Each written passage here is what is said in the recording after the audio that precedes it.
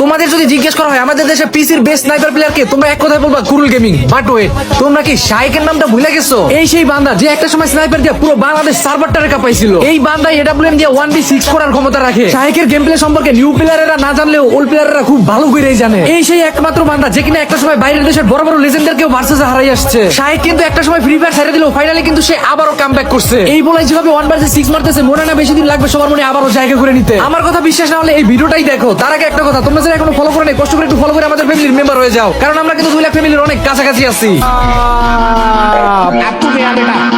এবার দেখছি আমরা আরো একটা রাউন্ডের গেম প্লে। শাইক একটা ডাউন করেছে, ভালো শট কানেক্ট করেছে দুইটা এবং জাস্ট ও মাই গড, ও সেরা ভাই ভাই, ও মাই গড। কিং শাইক কি আসলে কিং নাকি বট হয়ে গেছে সেটাই দেখতে হবে। দুইটা শট কানেক্ট করেছে দুইটা প্লেয়ারকে। এবার কিন্তু খেলা জমে গেছে। শাইক কিন্তু চেষ্টা করবে ডাউন করতে। মাই গড,